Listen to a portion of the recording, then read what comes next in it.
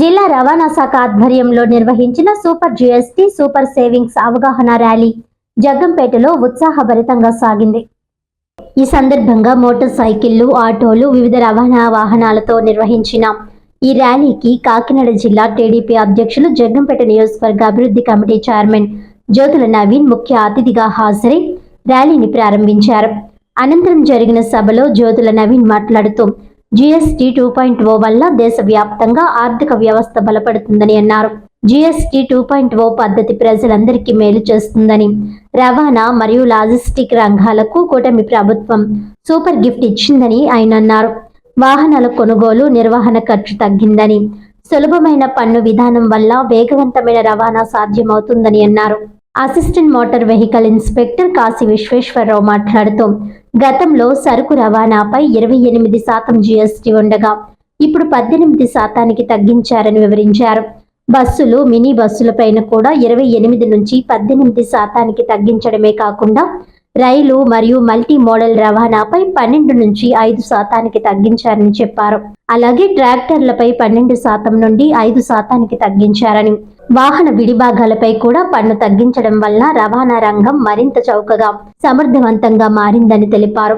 ఈ కార్యక్రమంలో అడప Bharat, SVS Appalaraju, Kothakondababu, MPP తోట రవి, పాండంకి రాంబాబు, దేవరపల్లి మూర్తి, మారిశెట్టి రాధ, పాలకుర్తి సురేష్, రేఖా బులిరాజు, బోండా రాజేష్, పీలా మహేష్, వాణిజ్య పన్నుల శాఖ అధికారులు దుర్గారావు, రాజా, అలాగే 5 ఆటో యూనియన్ అధ్యక్షులు గుంపాన దొరబాబు, వట్టిపల్లి దుర్గాప్రసాద్, రాయుడు వెంకటరమణ, కేదాసరాజు, మంజేటి సత్యనారాయణ, గౌరవ అధ్యక్షులు చీకట్ల నాగరాజు, వి సూరిబాబు పాల్గొన్నారు.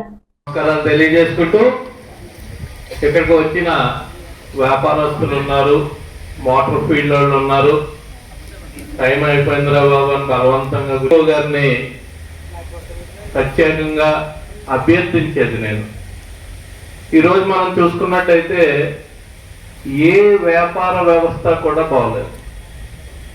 ఏది బాగున్నా సరే ఈ సమాజం అన్నది సైక్లింగ్. ఒకటి బాగుంటే ఒకదాన్ని అటాచ్ చేసుకుని అందరూ బాగుంటారు. ఈరోజు రాష్ట్రంలోనే కాదు, దేశంలో కూడా ఏ వ్యవస్థ బాగోలేదు. బట్టల కొట్టోళ్ళ పరిస్థితి అలాగుంది, మెడికల్ షాప్ పరిస్థితి అలాగుంది, మోటార్ ఫీడ్ పరిస్థితి అలాగుంది. అందరూ కూడా ఏ వ్యవస్థ ఉన్నా సరే ఏదో ఉంటున్నాం, బతుకుతున్నాం, దాన్ని వదలలేక వ్యాపారాలు చేస్తున్నారు. ఇందాక సురేష్ గారు చెప్పినట్టు మాల్స్ వచ్చేసి దానికి అలవాటు పడిపోయి, లేకపోతే ఆన్లైన్లు అలవాటు పడిపోయి జనాలు చిన్న వ్యాపారస్తులందరినీ కూడా దెబ్బతీసే పరిస్థితి. ఇది టెక్నాలజీ పెరిగింది కాబట్టి ఆ అలవాటు చేసుకున్నారు కాబట్టి దాన్ని ఎవరు కూడా ఏం చేయలేని పరిస్థితి. ఈరోజు ఈ జిఎస్టీ తగ్గించడానికి గల కారణం, వాళ్ళు తీసుకోగల నిర్ణయానికి గల కారణం ఇదే. ఇప్పుడు కేంద్ర ప్రభుత్వం అన్నా, రాష్ట్ర ప్రభుత్వం అన్నా సమాలోచనలు ఆలోచించి ఏ వ్యవస్థ బాగోలేదు, రాష్ట్రం బాగోవాలి, దేశం బాగోవాలి, అందరూ బాగోవాలి, మళ్ళీ పరిమితి చెంది పూర్వ వైభవానికి రావాలి అని ఒక నిర్ణయం తీసుకున్నారు. దీన్ని మనం అవగాహన కల్పించాల్సిన అవసరం ఉంది. అవగాహనతో పాటు ముందుగా అధికారులు వ్యాపారస్తులకి సహకరించాల్సిన అవసరం ఉంది. మీరు వాళ్ళ మీద ప్రెజర్ పెట్టకుండా వాళ్ళకి అవేర్నెస్ కల్పించుకుంటూ, వాళ్ళు ప్రతి వ్యవస్థలోని తప్పులు ఒప్పులు ఉంటాయి, దాన్ని భూతద్దంలో చూడకుండా ఇప్పుడున్న పరిస్థితులకు వాళ్ళకి సహకరించాల్సిన అవసరం ఉంది. మోటార్ ఫీల్డ్కి అయితే మీరు కూడా అగమ్య గోచరంగానే ఉంది. ఖచ్చితంగానే బతకలేక బతుకుతున్నారు మొత్తం అందరూ కూడా.